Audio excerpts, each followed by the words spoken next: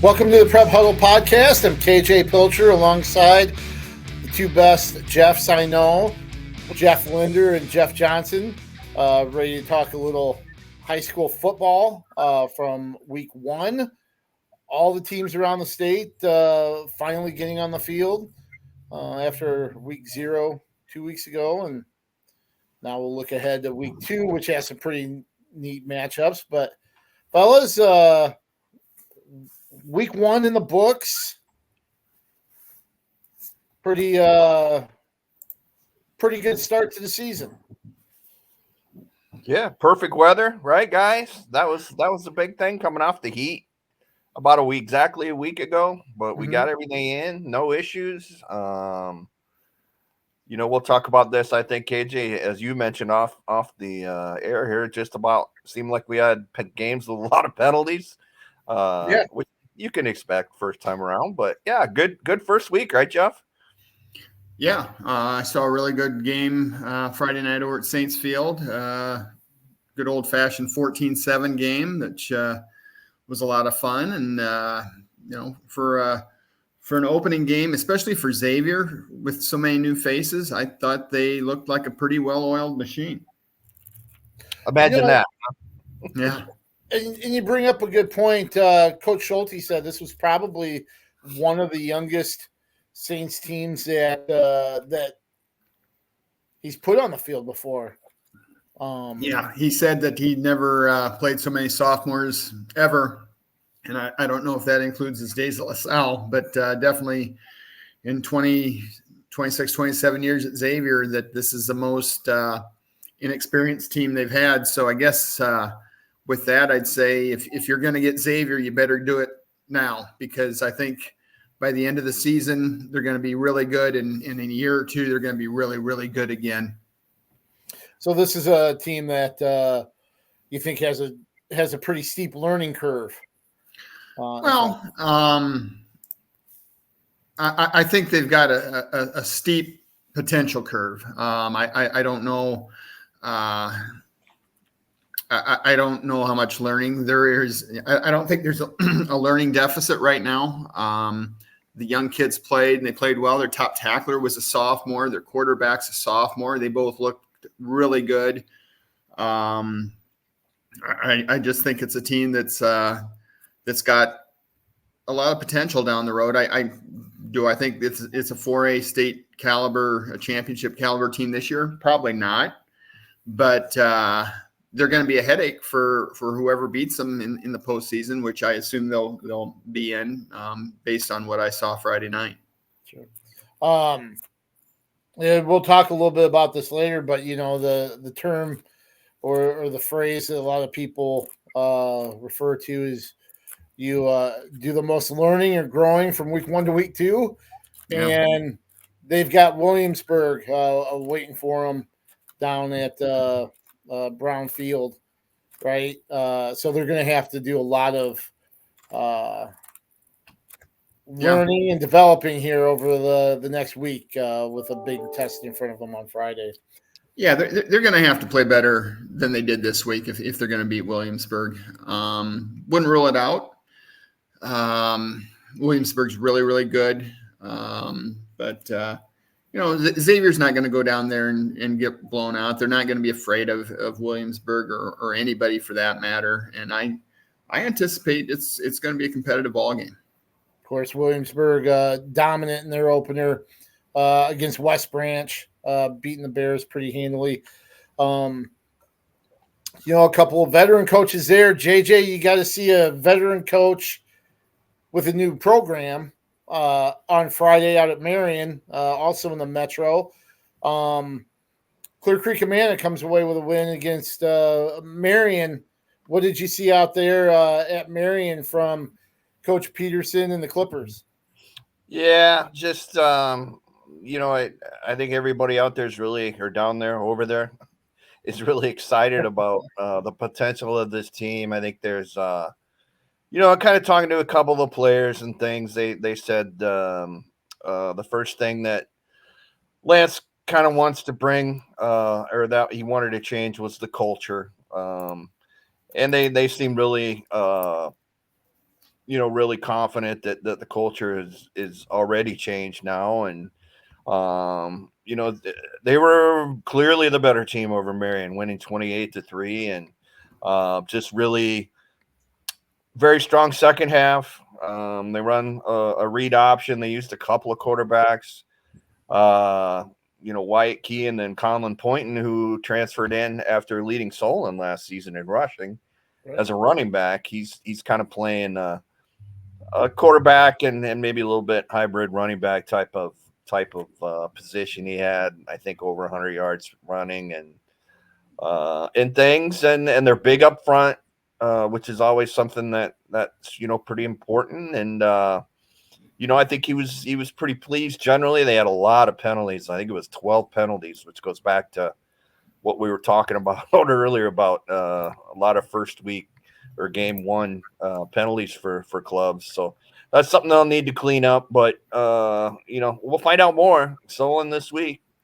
at Tiffin, and it'll be interesting. I from what I saw Friday night, I don't see any reason why CCA can't play with the highly touted Spartans. So, wherever Lance has gone, they've had a pretty dynamic offense, especially there at Mount Vernon.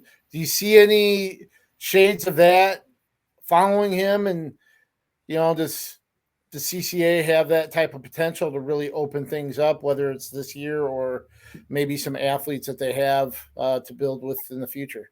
Yeah, for sure. I mean, we've talked about it a lot, guys, right? I mean, that's a school whose enrollment is just going to continue to go up and up and up, and there'll be a 5A school at some point, no question about that. And I think he's a good guy to kind of lead that transition whenever it happens into 5A. But I mean, they've got really good athletes. I'm thinking Owen Rosenberg's another kid I didn't mention. He had touchdown reception. He had a pick six late in the game. He had 2 interceptions in the game. Another kid that's a really good athlete for them. And, I expect them to be a handful for anybody, the Clippers, this season. And Marion, Marion showed some things, no question about that. Going to need to probably be a little better rushing the football. That seemed to be a problem, for the Wolves. And, Caleb Dyers was forced when they got behind to do nothing but passing. And that was kind of hit and miss as well. But, I think there's a lot of injuries going on there. A lot of guys are nicked up, even if they are playing for Marion. So that's something that, we need to bear watching, I guess, as we move along. And you hope that by the time district comes around that most of those kids are healthy, or, at least as healthy as they can be. Right. Especially with what Marion's dealt with the last 2 years when it comes to the RPI and playoff qualifying. So hopefully that can get worked out for the Wolves. We've mentioned Clear Creek Amana and Waverly Shellrock. I've deliberately turned on a tangent here really quick. Do you guys know what might be the future for them and other sports in conference? I mean, will we see Clear Creek Amana in the MVC, and what's kind of in the cards for Waverly right now when it comes to conference alignment? I think we're all in agreement that Clear Creek's going to be in the MVC, by the end of this decade, probably sooner than that. I think I saw on Twitter that I think their incoming freshman class has over 200 kids, maybe something like 240. And if that's the case, then if there's a couple big classes behind that, that's getting to be a, legitimately, I mean, it'll be kind of on par with Western Dubuque, I think, with that kind of enrollment. Mm-hmm. Waverly, I still think we're in a waiting game with Waverly. What's going to happen with them? When they had their mediation meeting, their request, I think the mediating team kind of backed the WAMAC in saying no to Waverly joining the WAMAC. What comes next, I don't know.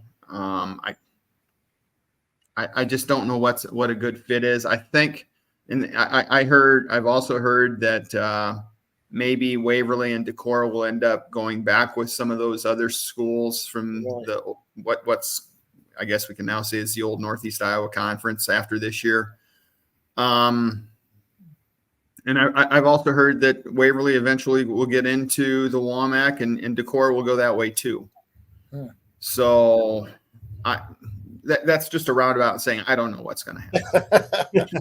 Yeah, Jeff. There's a lot of it. Obviously, until there's something concrete, it's all speculation, right? So, Yeah. I did hear too. The Decorah folks have kind of been prepped to that. Okay, you guys. There's a fair likelihood that you're going to end up in the WAMAC, so be prepared for that. Basically, is kind of what I heard. Yeah, I can't imagine Decorah being in the WAMAC and Waverly not. I would think it would either be a both or neither thing, and if they would, it would be both. And let's say Clear Creek leaves and South Tama leaves, so we're back at 12, right? So I would imagine it would probably be a north-south league instead of an east-west league, with Decorah and Waverly going with West Delaware and Indy, and I suppose CPU and Marion. Where do you think South Tama is going to end up? I think they're going to go to the North Iowa Cedar League. I think they're going to go back there where they were before, and with they'd probably be in that West Division with AP and some of those schools. I think AP's in the West, or are they in the Central? I don't know. Right now it's a 15-team league with 3 divisions. So I suppose if South Tama would go, it would probably go back to a two division format with 8 schools each. We'll keep an eye on that. Let's head back to talking a little bit about football. Sorry about that curveball that I threw you guys there. That's good. But I was at Kingston here this on week 1. I got to watch Cedar Rapids Jefferson and Muscatine play. Cedar Rapids Jefferson scored 20 points in the second half, pull away for a 33-14 win. It was 13-7 at half, so Jefferson really was in control for most of the game. They scored first. Talked about some of their talent. LJ Ninau at wide receiver, guy getting D1 looks. He had a heck of a game. Ishikara Calilero, we remember his explosiveness from last year. We saw a lot of that on display, but some of the things that really kind of stood out to me from Friday was, one, Vernon Benda can get the ball to people.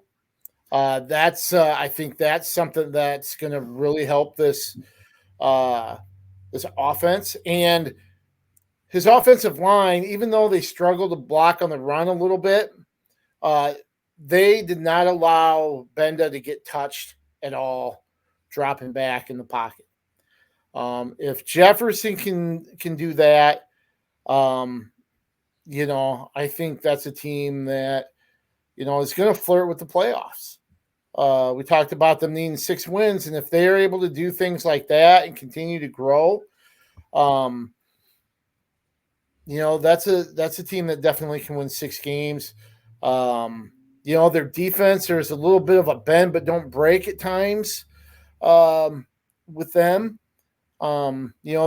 They gave up 1 touchdown in I think a short field situation where Muscatine took over with the ball like at the 37 or right around the 42, somewhere around there. So they had a short field, and that's where they got their first touchdown. Second touchdown was kind of late in the fourth quarter when Jefferson had the game in hand pretty much. But I think this is an improved Jayhawk team that took steps last year.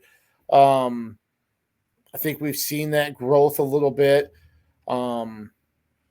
Benda was able to go to Nine now a few times, and it was, I think, their first scoring drive. It finished with 3 straight completions between those two, where first Benda hit him on a 41-yard gain.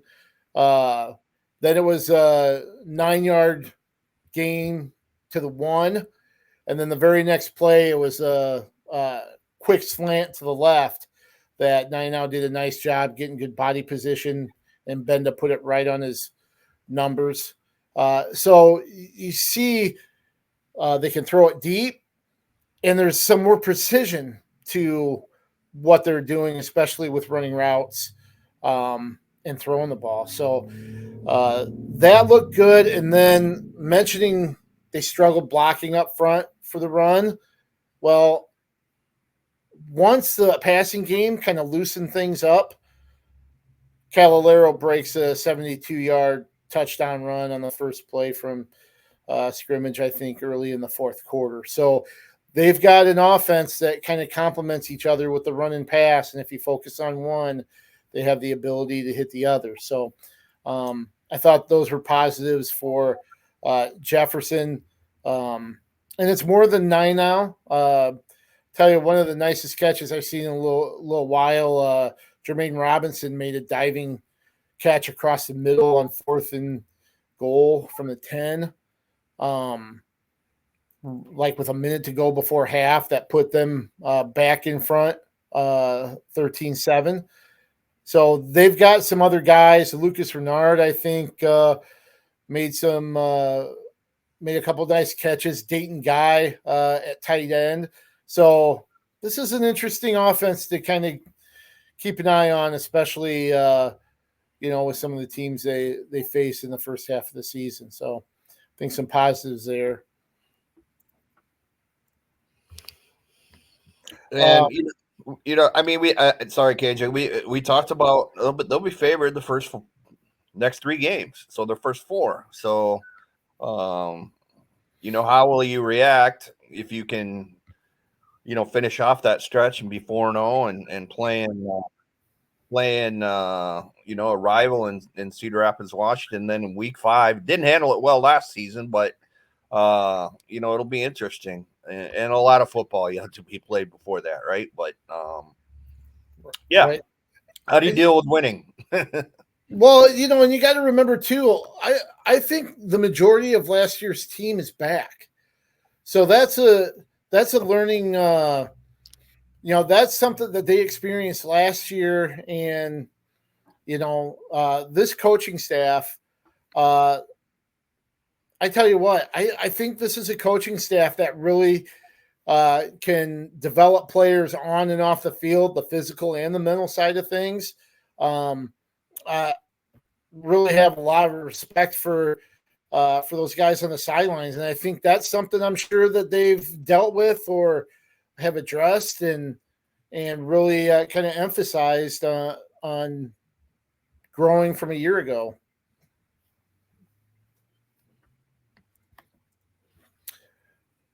Some other just kind of expanding on some of the results from this last week. A team that we're high on, Linmar, was dominant. They won 50-0 over Dubuque Senior. They kind of came out like gangbusters, and that was a team I think all of us were pretty high on as far as potential goes this season. One of the games we talked about last week, Iowa City West at Iowa City Liberty, a shootout down there, 56-45 for the Lightning. They really opened things up and got a win in Scott Chandler's first game as head coach there at Liberty.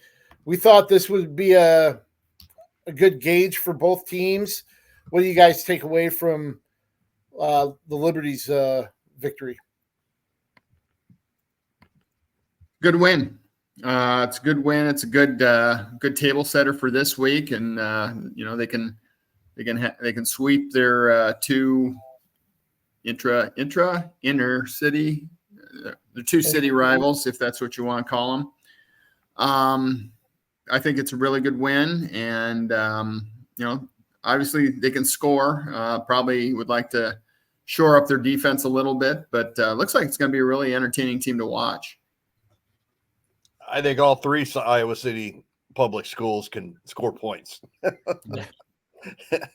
when you look at it. So yeah, the round robin. I think, guys, we talked about it on last week's podcast. It's really interesting. Could it be that this little 3-team round robin, just everybody beats each other, right? Mm-hmm. I think that's possible. We'll have to wait and see, but man, 101 points in an 11-man game. That's really something. And yeah,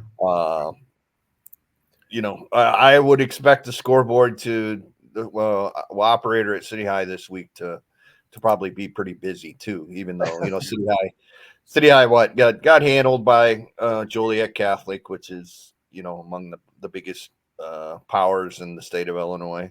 Last week, but you've learned some lessons from that, I would think, and with Cass making their quarterback, the Little Hawks are going to score some points. So yeah, and with Liberty, I think I've recognized them as a kind of a aerial shootout kind of team the last few years. They had 365 yards on the ground against West and 565 total. So, they must have some muscle up front and some good kids in the backfield, and not just throw it all over the place team. 5-to-1 ratio as far as runs to pass plays. But Reese Reddick, even though we mentioned the heavy on the run, he completed 8 of 10 passes for 150 yards and 2 touchdowns. Yeah, and West had, I think, over 400 yards too. So, like I said, pretty. You impressive. mentioned City High falling to Joliet campus stadium. Cedar Falls won 35-13. Cedar Rapids, Washington, their first-year head coach Eric Addy went to Dalzell Field to face Dubuque Hempstead. They competed pretty well in that game, but Hempstead was able to pull away for a 48-38 victory. And the other real big game, I think, in 5A concerning an area team, Cedar Rapids Kennedy went to West Des Moines to face Dowling. Dowling came away with a 24-12 victory there. What's your takeaway for the Cougars in that one? Dowling did a really nice job just looking at the stats of holding Kennedy. We knew that Kennedy had an opportunity to have a really good offense this season, and especially Kennedy had a especially difficult time rushing the football. And that was, I think, probably the most significant thing there. And I think Dowling played with the lead virtually the entire game. So, a lesson learned, hopefully, for Kennedy. Now you know what the best over, or among the best over on the Central Iowa looks like. So I expect the Cougars to bounce back. Come playing PV team that lost in overtime, I think, to Bettendorf last Friday night. So schedule doesn't get any earlier or doesn't get any easier, certainly for Kennedy. And one thing in the Wash game that I was looking at the stats, KJ and JL, was Hempstead returned 2 kicks for touchdowns against Washington. Wow. There's your difference. Yeah. But anyway, Kennedy, that be an interesting game. You're gonna hit up Friday night, Jeff, I think, with Kennedy. Yeah, I think so. There weren't really a whole lot of 5A shockers to me, but the fact that PV, darn near beat Bettendorf that surprised me quite a bit. Some of the other games you mentioned, no shockers, but our number one team fell in week 1. Ankeny Centennial beat Ankeny. Maybe not a shocker that Ankeny Centennial won, but did the point spread surprise you that it was kind of one-sided, 31-10 for the Jaguars. Yeah, absolutely. That was a surprise. But when you get down to it, what really surprises you among all those good teams out there, because they're all so good, right? They all beat up on each other, and they're all going to be a pain in the tail, for whoever, makes it out of here, this side of the state. And, when you get to the first or second round of the playoff. So, right now the top 7 teams in our post week 1 Gazette rankings are all CIML teams. They're all Des Moines Suburbia, and probably rightfully so. Right. One other result of note: Valley with a 2017 win over Southeast Polk, as well, in a close one that I think was decided on an Valley interception in the end zone against Southeast Polk. So, guys, I'll bring this up. Ankeny Centennial had a kid rush for, I think, 200 yards against Ankeny the other night. And he's got an area connection. What's that? And he's got an area connection. Yeah, right? Yeah. I was gonna say, young man by the name of Braden Jackson, just to make us feel old. That would be former co-legend and Buffalo Bills running back Fred Jackson's son. Okay. So yeah. Unfortunately, Fred and his wife, they didn't end up settling in Cedar Rapids. Would have loved to have seen Braden play somewhere around here, but right. Apparently what's the old cliche about acorn doesn't fall far from the tree. So Braden Jackson appears to be legit, no question. We talked about a couple of the games in 4A, which I think we were shocked to realize last week that we really only have 5 4A teams in our area. But Xavier with the win over Waverly Shell Rock, Clear Creek over Marion. There are a couple others to really mention in 4A. Decorah was dominant in its opener under Mike Tangen. The Vikings beat rival Waukon 33-0. And of course, Decorah will face West Delaware in a nice matchup this week. But West Delaware 0-1 after a tight 21-13 loss at Western Dubuque. A game that I think was one of our top games in the area, or at least going into it. And it seemed like a pretty competitive game. Yeah, I think we kind of expected that. Western Dubuque did a pretty good job, it looked like, kind of holding back West Delaware's outstanding quarterback, Brent Yankovic. Yankovic still ran for 124 yards and 2 touchdowns as I look at the ledger here, but was just 9-21 passing for 88 yards and a couple of picks. And offensively for the Bobcats, it looked like Tanner Anderson and Brett Harris kind of maybe split a little bit of time behind center, and Drew Birds picked up in the Grant Glouser role at running back and had a big game, 136 yards. Western Dubuque rush, looking at the totals again, for 241 yards, but significantly closer this year than it was last year, right? If I remember right, boys. So that's got to bode well for West Delaware. Yeah, I think Western Dubuque hung 61 on them last year. There you go. So I guess if you're West Delaware, you feel better about things. One thing of note too, you mentioned Brett Harris getting some time there. He actually had a 1-yard TD run. He's back. Did not play last year. We kind of documented what he's been through here the last year and a half with the inoperable brain tumor that is what's the term? It's benign. Not it's benign. Yeah. but can't operate on it. So it's something he's just got to live with. And he's been he competed through 2 seasons of baseball that way. Wasn't sure last year, so wasn't part of the football team. Has come back, and it's good to see him on the field and contributing and stuff as well for the Bobcats. So that was pretty cool to see as well. One other performance there as far as Western Dubuque goes, Ben Wernemont, 2 interceptions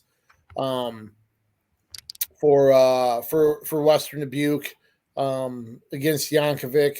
Wernemont also led the team in receptions, so that's going to be another player to kind of keep your eye on for Western Dubuque this season as well. So kind of looking at 3A here with some of the scores from this last week. Mount Vernon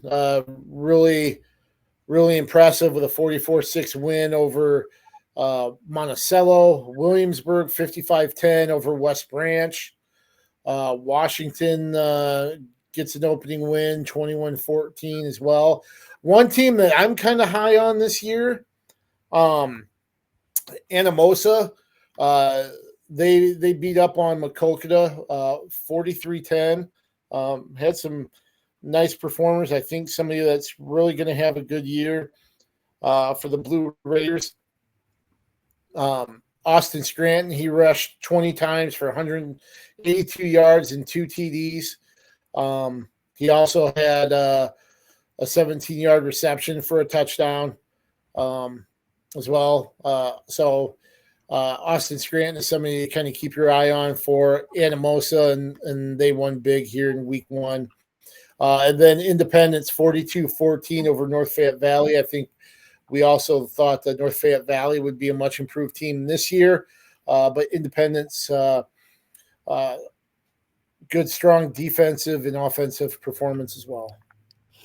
Yeah, that was a big win, and I talked to Coach Putz, at Indy on Saturday a little bit about it, and they were actually trailing late in the first half. I think it was 13 or 14-7, if I remember right, and they were able to score late in the first half, and they just really took over play in the second half. And they got a kid that Brady Kurt, who's a senior, do everything for him. He's going to South Dakota State, which, as we all know, is a great FCS program. And so look out for him. He's a tremendous player. His brothers were basketball players at North Lynn, and tremendous ones that helped them to state titles. Brady went the football way and is really good. And then Tate Wood was among the leaders in tackles at linebacker for Indy last year. And EJ Miller at quarterback had a great first game as well. So, the Mustangs are going to be a handful. For sure. Kind of going down, going south a little bit. Solon starts 1-0. We talked a little bit about their leading rusher from a year ago is now at Clear Creek Amana, but Eddie Johnson steps in, rushes 13 times for 120 yards and a touchdown against Davenport Assumption. So the microwave comes through. JJ, you get that one? Linder, do you get the reference? I'm here. We're about the same age, brother. I'm older. I get it. I love it. Lindy's like going, what the heck are you guys talking about?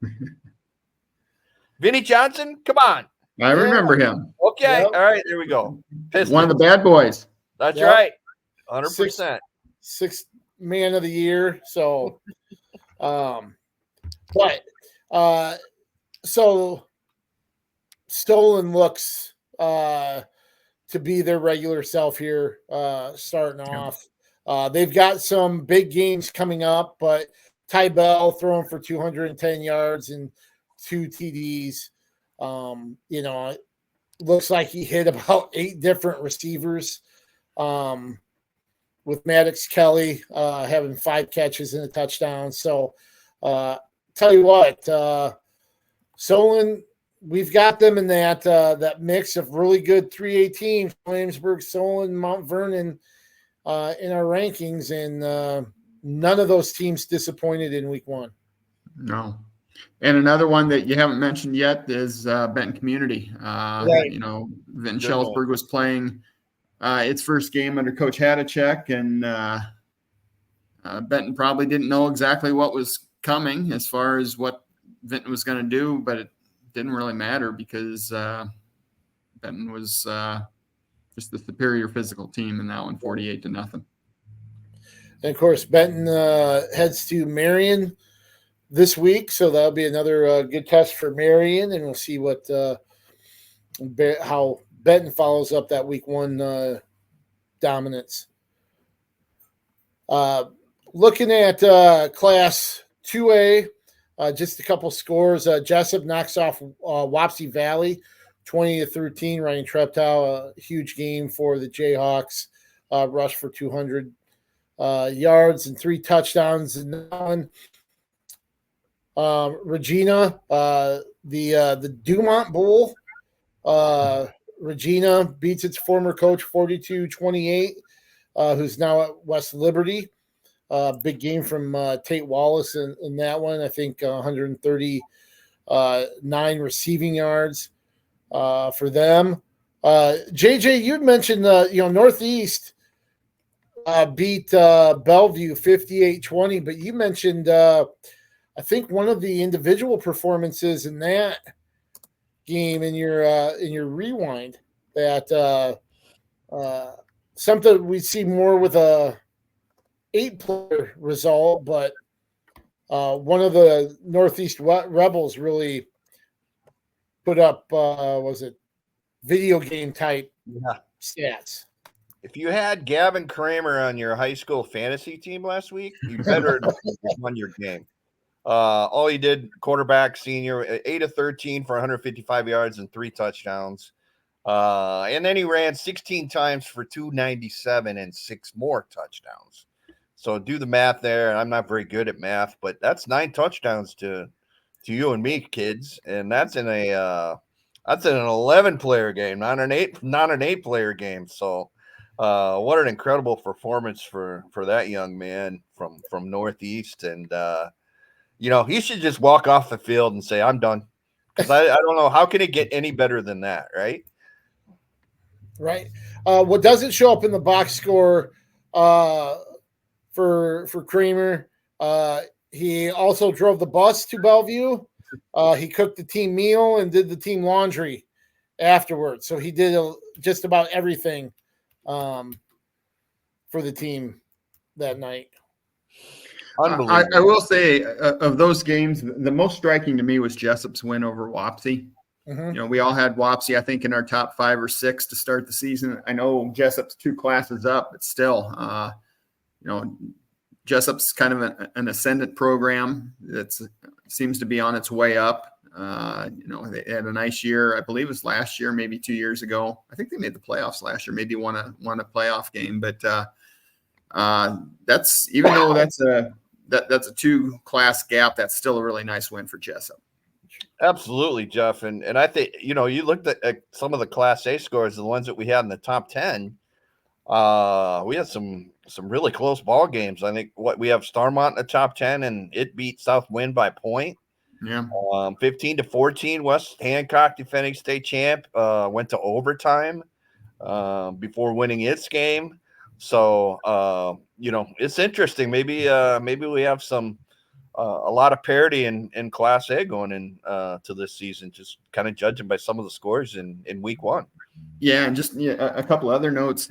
Also, Union, a team that started 0-6 last year, they won their last 2 games. Then they knocked off Waukon in the first round of the playoffs. They go out and beat Applington Parkersburg, which is always a challenge. So Union must be a little bit better this year.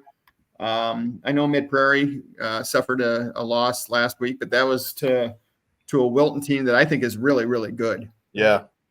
Just 19-14. Yeah.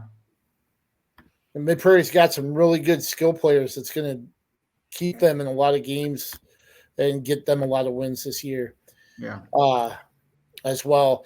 Any other scores that kind of stand out to you? I know BGM bounced back strong with a win after that week 0 loss to Iowa Valley. Iowa Valley scored 70 points again in a win over, I think, Midland. But Don Bosco with a big win as well, an 8-player. But any other results before we move on that stand out to you?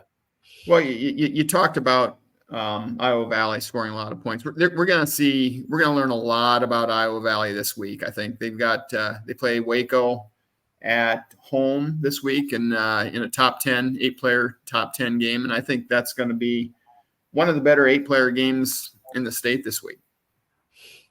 There's one that kind of caught my eye, and I don't know what it means, but Dyersville Beckman beat Waterloo Columbus 57-14. And Beckman's coming off, I think, a 1-win season from last year, and Columbus has been on a pretty good cycle. I've been a playoff team. I want to say maybe the last 2 seasons or 3 seasons, something like that. Yeah, I look at it now; they were 9-3 last season. So that one really, maybe not so much the winner of that game, but certainly the spread was one that kind of caught my eye.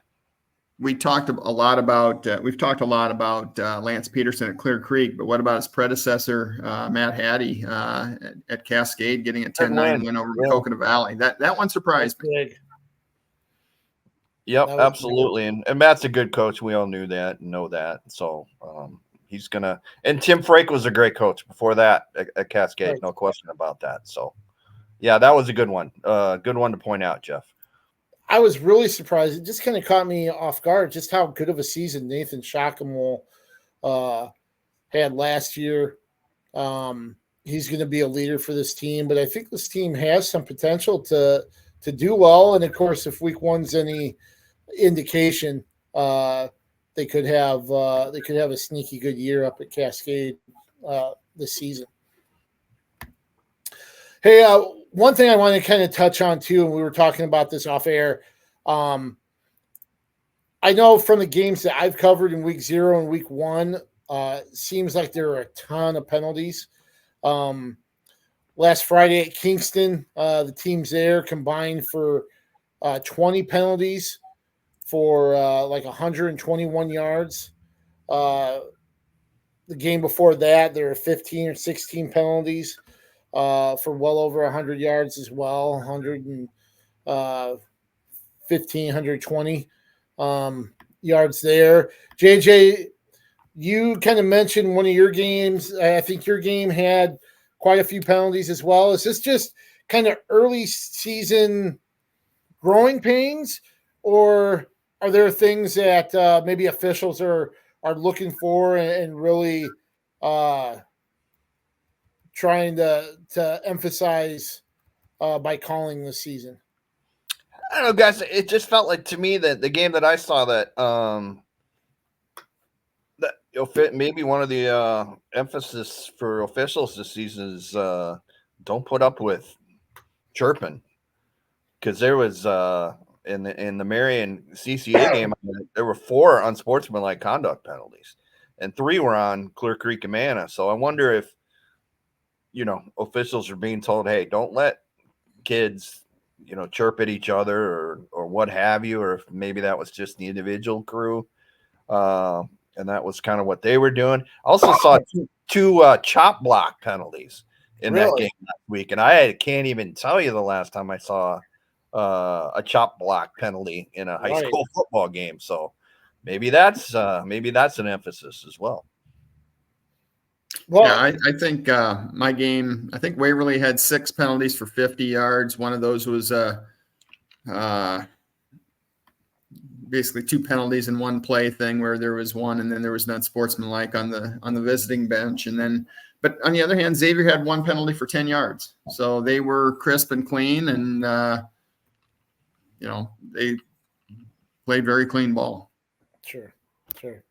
So it could just be it just depends on the program and the team, and kind of where they're at right now. The first couple weeks, sometimes you'll have that until you get things ironed out and kids are more comfortable in what they're doing, new starters, that kind of stuff. And I will say that Jefferson had 2 players ejected on one play, which I had never seen before. I know usually it's 2 people are ejected. It's from each team, but they had 2 players. And I will say this, Jefferson coach Ed Miles addressed it with no question on his message. I'll put it that way, to a couple of senior defensive starters that now won't be able to play for the Marshalltown game. But I tell you what, Ed Miles addressed it thoroughly. And I don't think there's going to be any question that kind of stuff isn't what he wants in his program. I'll just put it that way. So that'll be, that was something I've never seen before on one play. And certainly it'll be interesting to see how the Jayhawks adjust being a little shorthanded at Marshalltown this next week. I've got a little fun thing before we look at the upcoming games this week. Would you rather? You guys ready to play? Would you rather?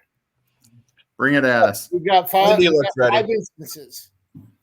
All right. So the first one: would you rather only watch games with the triple option offense, or only 8-player games for the rest of your careers? Oh boy.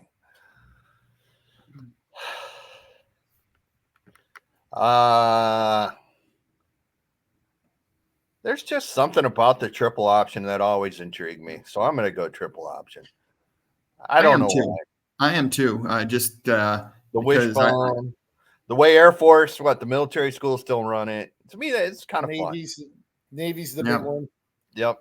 Triple option games mean lots of running, which means lots of fast games. How about you, Bill? Yeah. You got to answer your own questions, Yeah, I know. I probably would rather watch 8-player games just because they're so exciting. Not fun to cover all the time. The first quarter of BGM Iowa Valley really tested my patience after the first 4 or 5 scores. But I think after all these years, I think I appreciate the 8-player game. I like seeing things open up a little bit, maybe more. Okay, so question 2. Would you rather be part of the chain gang for a whole season, or have to run the scoreboard clock for a whole season? Lindy, you're first. Now, remember, the scoreboard clock comes with parents going, "Start the clock!" The scoreboard clock also comes with a heated press box in most cases. So I'm going to stay out of the elements, and I'm going to watch the clock go tick, tick, tick. I'm going to go chain gang just because I want to hear some of the chatter from coaches and players and officials. I think that would be pretty interesting to me. So, all right, you're the tiebreaker, Pilch.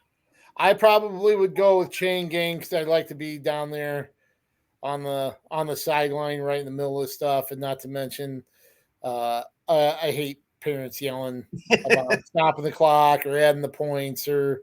But then they're going to yell that you got the wrong down or you mismarked your links or something like that. You might be further away. You won't even hear them. Not to mention, I think the officials would yell at you first because they don't want to have to deal with your mistakes that way. But all right. So number 3, would you rather attempt to block Independence's Tate Wood or try to cover his teammate Brady Kurt?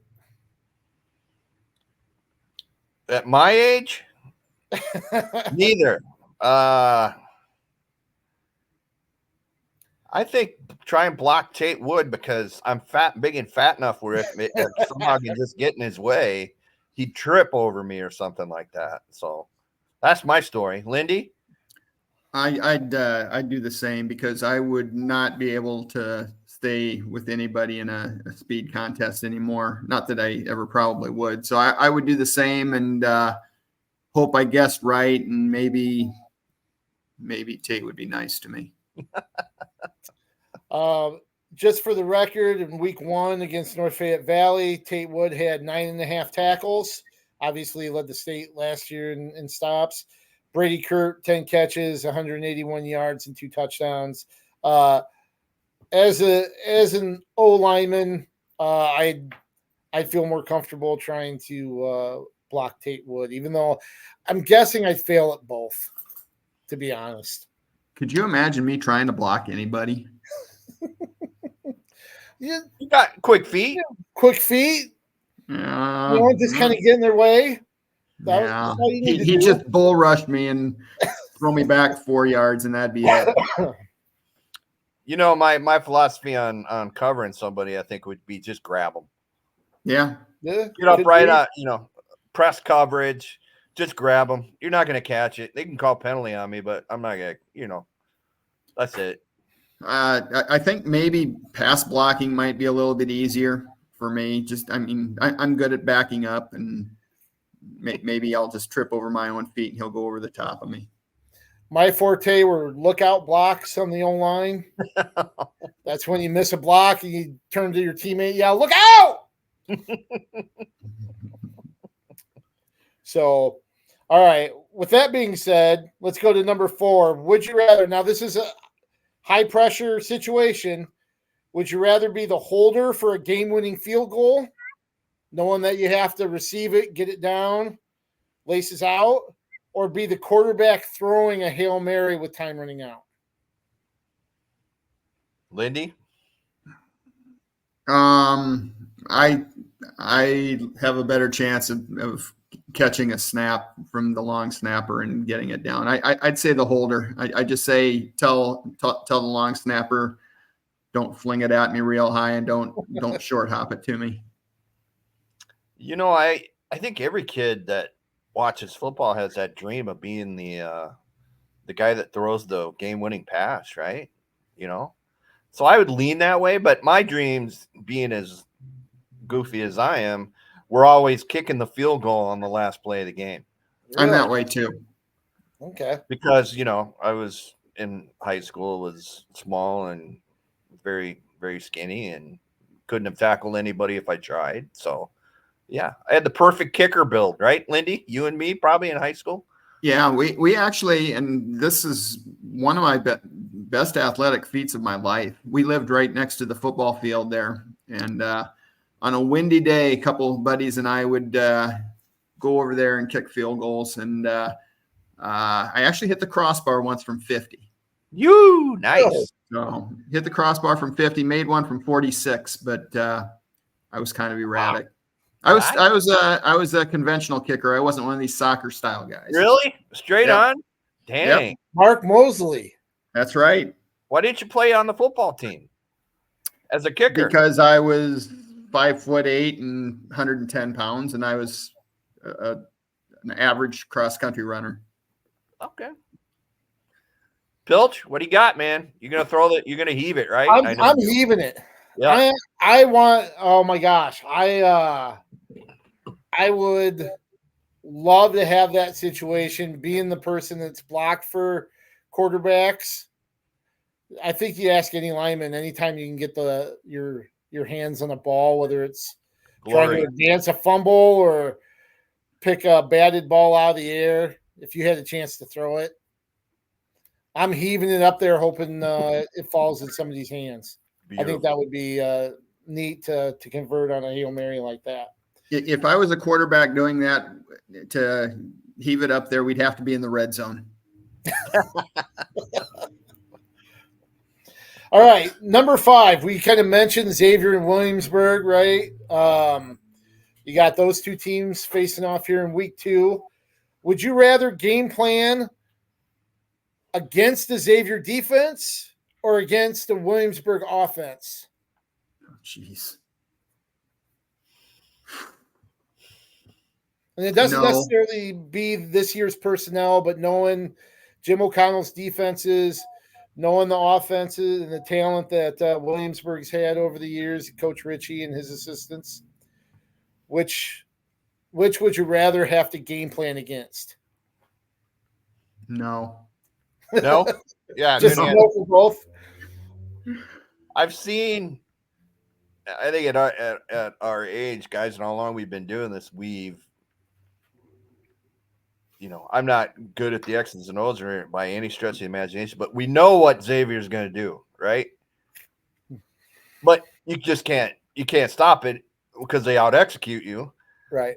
Sounds like a certain, university down the road from Cedar Rapids. So I could throw out all kinds of bad game plans against Coach Ock because I know that they'd be try and be very physical up front and probably throw some blitzers at you every now and then. So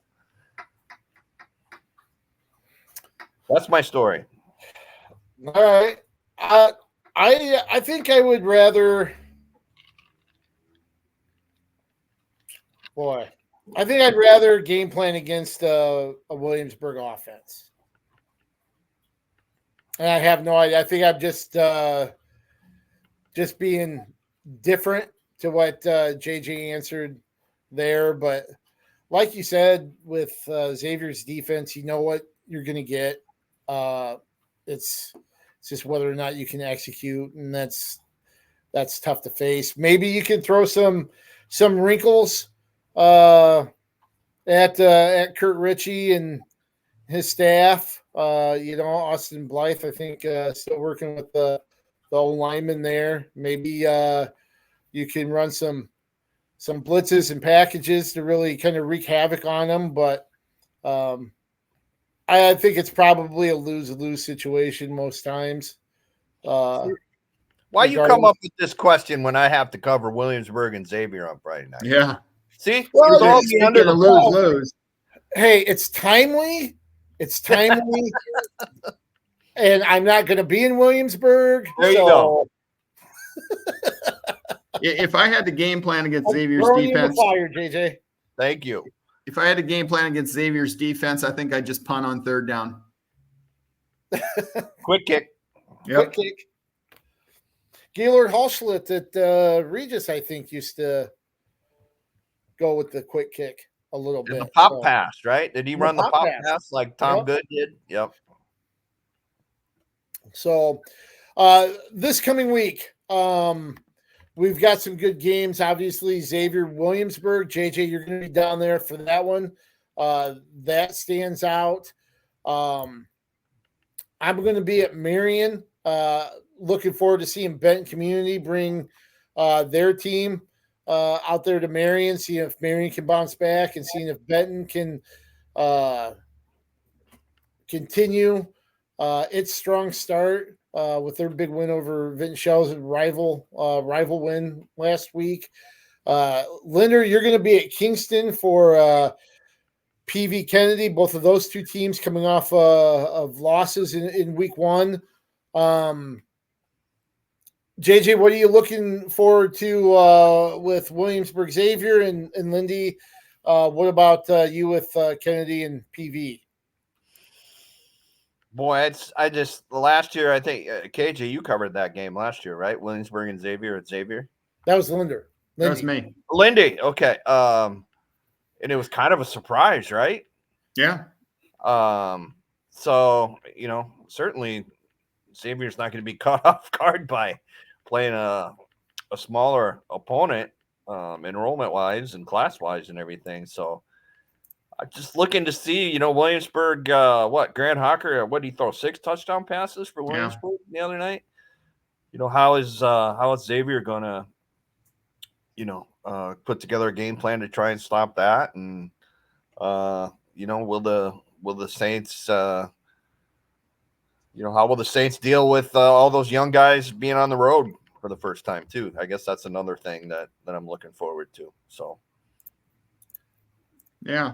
With mine, I'm just looking forward to a good football game. I think it's going to be really competitive. I think I think Kennedy's probably going to bounce back with a win in this one, but looking forward to seeing Gianforte throw the ball around, and we'll see if either team can muster up a whole lot of defense. I think there's going to be quite a few points scored in this one. I'm going to be at Marion Benton, kind of mentioned that. Looking forward to see if Benton can continue their onslaught, and we'll see if Marion gets a little healthier between week 1 and week 2, and if they can bounce back after the loss to CCA. A couple other games that are kind of intriguing here in 5A. Iowa City High hosts Iowa City Liberty. Those have been fun games here the last couple of years, and I believe they have is it the Titans Trophy, or is that Zeus, isn't it? Zeus. Yep. Kind of a neat trophy there between the two, and Liberty can put the final touches on the Iowa City championship thing there if they can knock off City High a week after beating West. Kind of looking at other games on the schedule. West hosts Urbandale. Linmar hosts Cedar Rapids, Washington. Prairie heads up to Dalzell Field to face Dubuque Senior. And then, of course, we mentioned Jefferson heading to Marshalltown, looking to go 2-0. Across the state, you've got West Des Moines Dowling and West Des Moines Valley. Buttonheads, you've got Ankeny Southeast Polk as well. Waukee and Waukee Northwest, I think, also play this week in 5A. In 4A, we mentioned Xavier heading to Williamsburg. Looking at some of the other games on the slate, Creston at Lewis Central. Out there, you got Clear Creek Amana hosting Solon, which I think could be a really interesting game. You got a Dubuque County battle. Western Dubuque heads to the Rock Bowl at Loris to play Dubuque Wahlert. And then you've got Decorah in West Delaware, 2 ranked teams. Decorah in 4A, I think, is number 9. West Delaware is number 6 in 3A. And then, so that'll be a good one.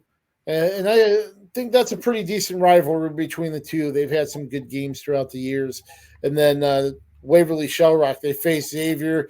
It doesn't get any easier. They go to North Scott in 4A.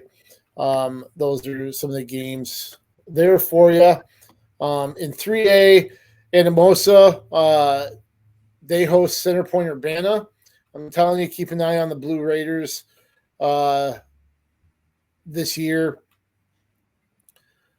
Mount Vernon hosts Union in the area. Burlington and Washington, Iowa play each other this week as well. So kind of looking at that. Humboldt and Ballard, that's a game outside of the area that I think could be kind of interesting as well. Just kind of looking through Mid Prairie at Regina. We mentioned Mid Prairie, even though they came up short against Wilton. They've got good squad, and see how they do hosting Regina this week. And then West Liberty doesn't get any easier going to Wilton after facing Iowa City Regina. Any other games that kind of catch your eye here in week 2 that we haven't kind of mentioned so far? I'm just kind of looking through the smaller classes. We'll see Dyke New Hartford plays West Branch in a battle of 0-1 teams. We'll see who can bounce back there. That's at Dyke. Let's see. Oakland Riverside's at AHSTW. A couple teams. That's a 1AA battle that I think they'll be pretty good. Earlham and ACGC play. Looking at Class A, I We talked about Waco and Iowa Valley. That's probably the best 8-player game in the state. So certainly right in the heated competition here. Everybody's kind of jumping in the fire, and got some good matchups here coming up in week 2. Any final thoughts before we get ready? Yeah, one of the best things about Friday is sunny and 71. Beautiful. Hopefully it stays that way for a little while. For Jeff Johnson, for Jeff Linder, I'm KJ Pilcher. Thanks to our producer, Nathan Ford. Thanks to you guys for always following along and watching us. We really appreciate it. We love doing what we do for you guys, for the athletes, for the school. So thank you guys for following along. Thanks for watching Iowa Prep Sports Prep Huddle.